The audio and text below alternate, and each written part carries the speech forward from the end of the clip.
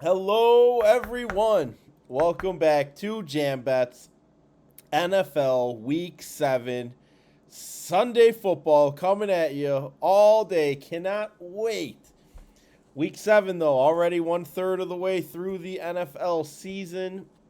I'm not super happy about that. The season is flying by. I am Tike, joined as always by the fantastic Mamma Mia.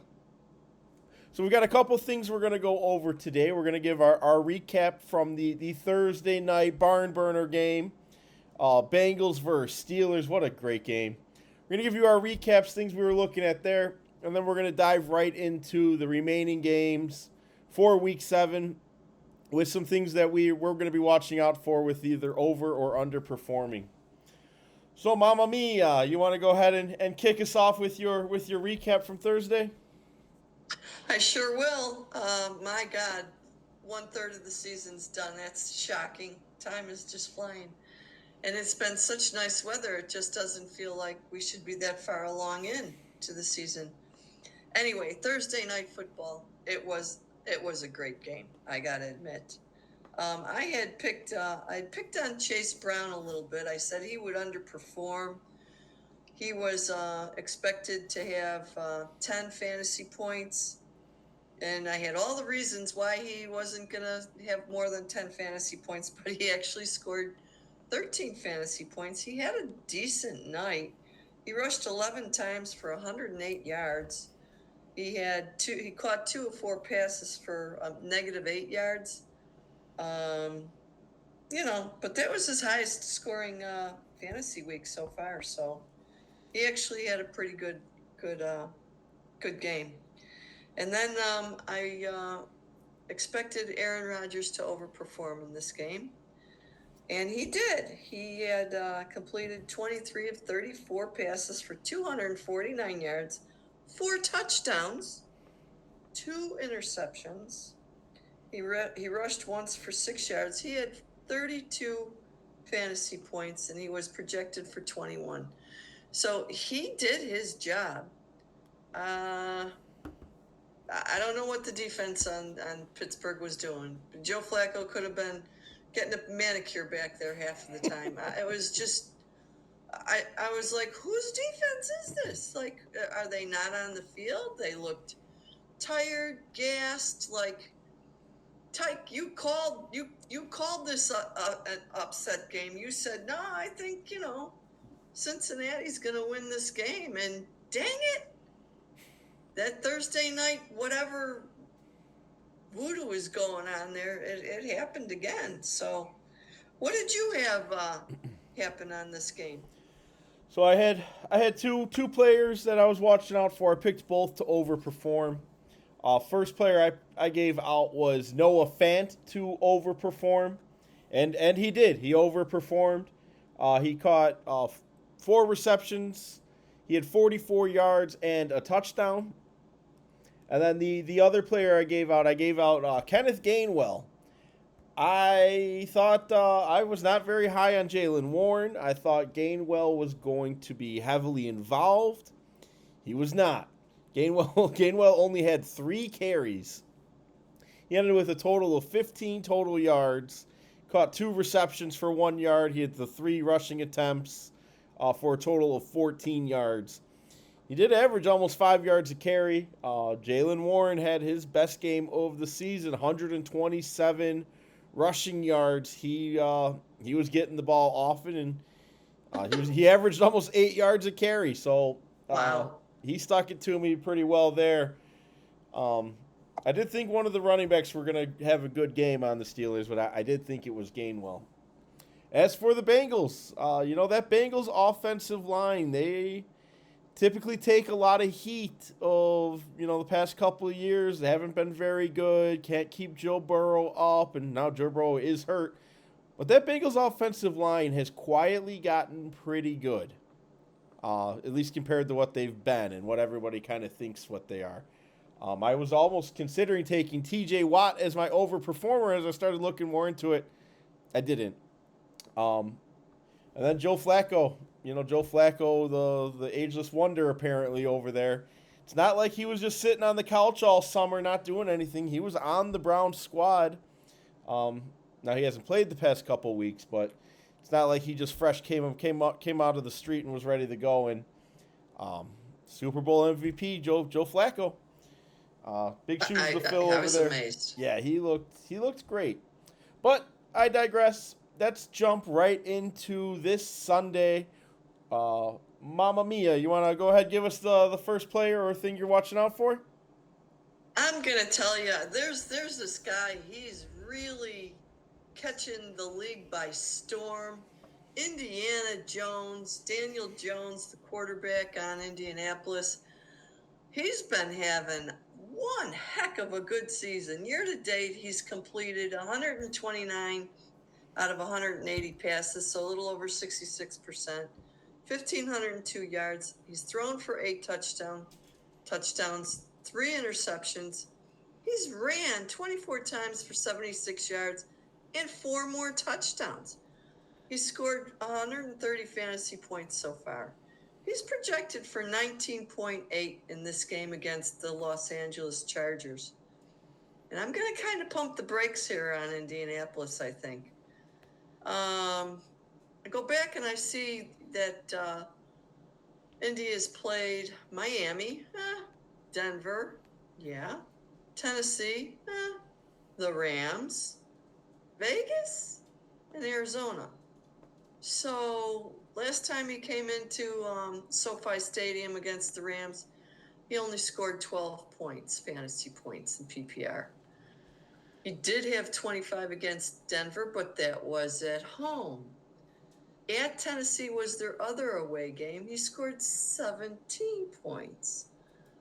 I don't think he's as comfortable on the road as he is at home.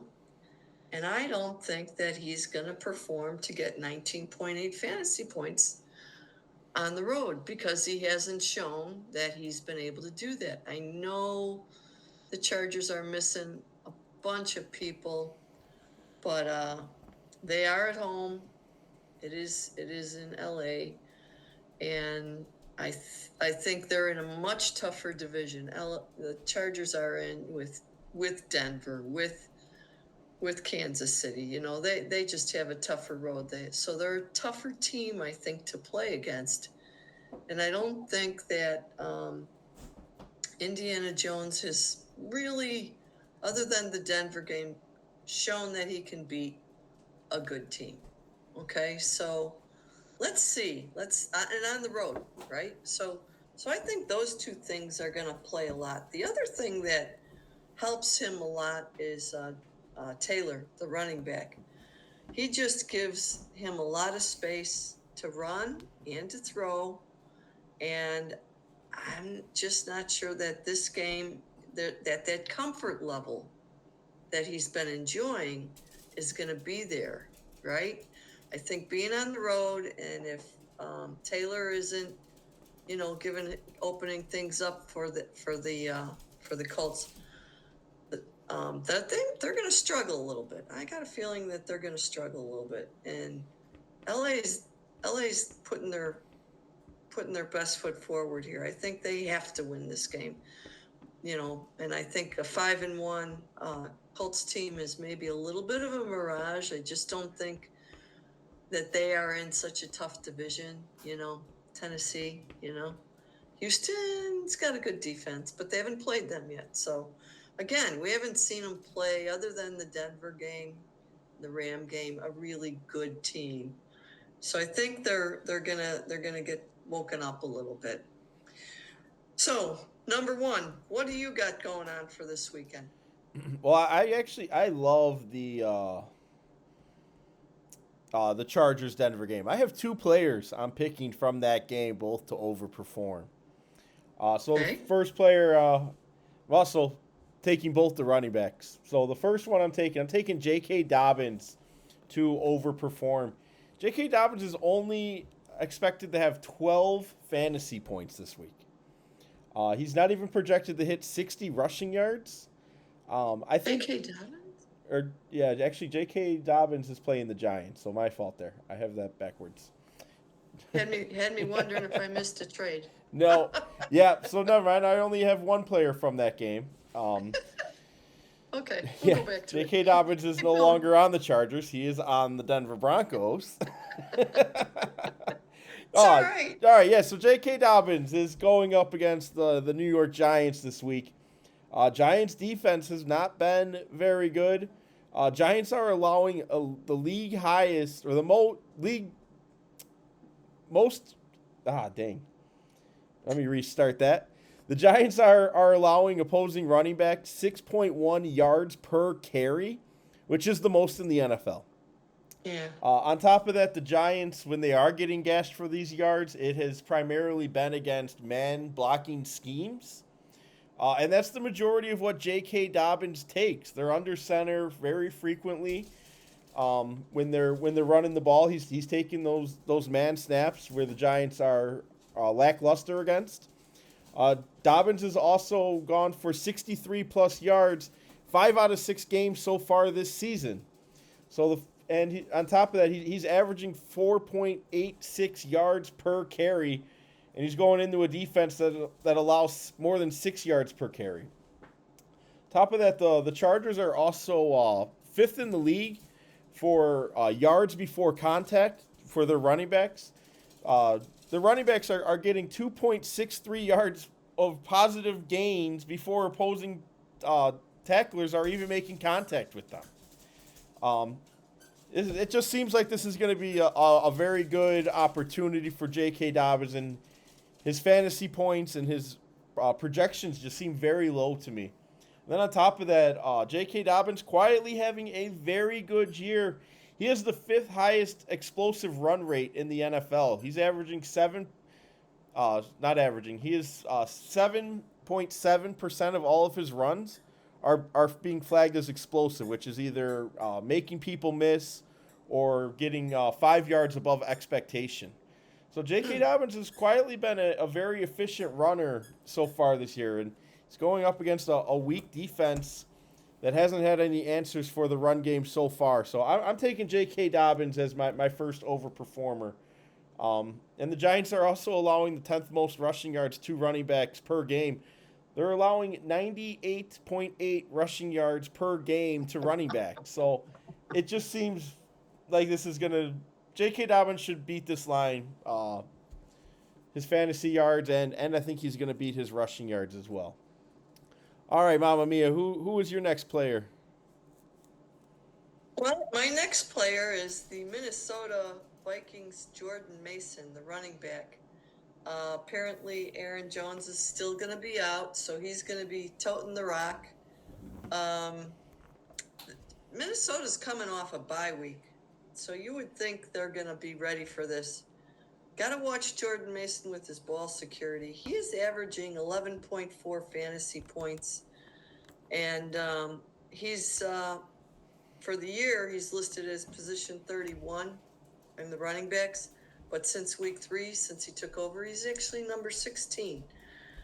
The Eagles have given up 602 yards to running backs, 4.7 yards per carry.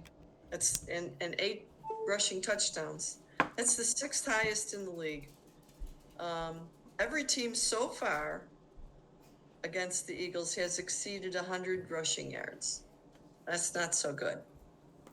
But I am going to go against all that again, and I am going to say he is going to underperform. He's projected for 13.3 fantasy points, which is 16 carries, 76 yards, no touchdowns, 2 receptions, and 15 yards. He's averaging 11.4. He's surpassed 13 fantasy points one time versus the Cincinnati game at home, week 3. He had 2 touchdowns, and he got 25 fantasy points. This is inflating all of the rest of his numbers. As the only game he had with over 100 yards, actually over 68 yards in the season. So he's, and I know the first 2 games he wasn't the main carrier. So if you pull that Cincinnati game out, he's averaging 51 yards, and he's gone 207 yards and 1 touchdown. Okay. Cleveland, he had 13 carries for 52 yards, 1 touchdown, and 3 catches. That was 12 fantasy points. That was the next best game.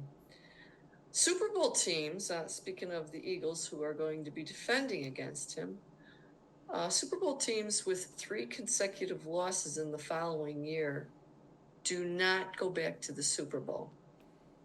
Have not anyway. So this is some real pressure on the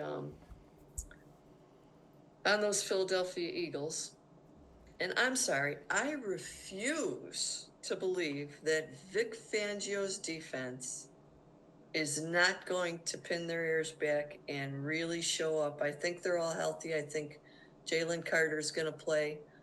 I can't imagine that they just don't swarm this team. And Minnesota is a better passing team to begin with. So I just don't see Jordan Mason being the savior here. And I'm still picking Minnesota to win, but I'm only putting 3 confidence points on that. This game is, I can't figure out who's going to win. I don't remember what the over and under is on it, but this is truly a get your popcorn ready game. And I'm looking very, very forward to this one. So that's all I have tonight. How about you, Tike? What are you going to wrap us up with? So I've got two players left, but sticking with that same game, I'm taking Saquon Barkley to overperform. Saquon Barkley, this looks like a good buy low spot for him. He's only projected 16 fantasy points this week. He's actually not even projected 16. He's projected 15.98 or something like that. Vikings are allowing 4.8 yards per carry, which is 4th most in the NFL. The Vikings are also not good against zone run schemes, which, surprise, surprise, that is what the Eagles run. Saquon Barkley takes 70% of his carries out of zone run. So I'm taking Barkley to overperform there. And then the last player I have, I'm taking Jonathan Taylor. So I'm giving you guys 3 straight running backs. I'm picking all 3 running backs to overperform. Jonathan Taylor is projected 24.6 fantasy points. He's only projected 87 rushing yards, however. I'm going to take him to overperform the 24.6 fantasy points and the rushing yards. Jonathan Taylor is leading the NFL in carries. He has, I think, 115 carries and over 600 rushing yards already on the season. With him getting the ball that frequently, Jonathan Taylor is 8th in the NFL in missed tackle percentage per play. Jonathan Taylor is forcing a lot of missed tackles on his defenders. On top of that, the Colts are the 3rd best team I take that back. Jonathan Taylor is also averaging 3.24 yards after contact. So he's making people miss. Then when somebody hits him, he's still getting another 3 yards on top of that. And then the Chargers are the 3rd worst team, allowing 2.3 yards of before contact. So Jonathan Taylor is going to be averaging like 5 yards per carry based on that. And the Chargers are allowing 5 yards per carry as well. So the Chargers have not been a very stout run defense, and they've got a lot of injuries over there on the Chargers too. I don't have them all in front of me, but I know Cleo Mack is questionable. I believe their middle linebacker is questionable. Then on top of that, the Chargers have a lot of injuries to their offensive line as well. So if the Chargers can't keep up, Jonathan Taylor is going to be the grinder who's going to keep getting the ball fed to him as well. So I see a lot of upside and a lot of opportunity for Jonathan Taylor. So I'm giving two buy low spots in Dobbins and Barkley, and then one guy who I think he's probably the running back projected the highest amount. Maybe Robinson in Atlanta, but I'm taking Jonathan Taylor to overperform to wrap mine up. Wow. Okay. Well, those are tight games, I think, and like I said last time, This is the week where you're going to start separating the men from the boys, I think. So we're going to see. We're going to see if this. I mean, I think it's exciting what Indianapolis has been doing, and I think it's great. This will, if they win this game, then I'll believe. Then I'll believe. So. All right, everyone. Thank you for the listening. Please give us a like and subscribe. We did have one person reach out, was asking if they should play Lad McConkey or Rico Dowdle.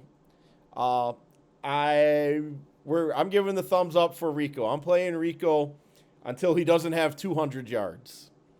Okay, well, Rico is now going to be sharing time with Chubba. Chubba's playing. So I'm saying I would like to see Lad McConkey for the reasons that you were saying earlier, that the Colts are going to probably try to run the clock a lot. And in the event that this is a close game or the Chargers are behind, Lad McConkey is going to be the guy he's going to throw it to. Quentin Johnston, I think, is playing. Mm-hmm. But, I think Herbert can put it in more than one person's hands. So, and Lad's got great hands. He catches what gets thrown to him. He's pretty dynamic. So, if it was my team, I would probably, well, depending on who your other running backs are too, though, right? So if you don't have another good running back on your bench, then yeah, I'll go with Tike. He's going to be okay. Because who's Carolina playing? Carolina's playing New York Jets. So they might just decide to run the ball all night against that defense. So yeah, it's a good problem to have. You got two good stellar. If that's a flex position, I'm probably going to go with McConkey because I think it'll be a higher scoring game as well. So there's more opportunity there. Yeah, I'm guessing this is a flex position since we're looking at two different players. But Rico, I'm sticking with Rico. Rico Dowdle's past 2 weeks, he has 33 fantasy points and 34 fantasy points. He's got 67 fantasy points in the past 2 weeks. I don't have this in front of me, but I bet that's more points than Lad has all season. Okay. I'll look that up. We'll follow up on that one. But he's going to share now. He's going to be in a committee again now. So that's my point. Well, we will see. I wouldn't. All right. I would feed the hot hand, but it's the Panthers. They may not even play him. Oh, they'll play him. They'd be stupid not to. Oh my God. That's what I'm saying. You talk about getting your head handed to you. If you don't play him, you're something wrong with you. He's a good player. There's no doubt he's a good player, and maybe they'll feed the hot hand, but you just don't know. No, you do not. All right, everyone. Thank you for the listen. We'll see you back for week 8. Good luck.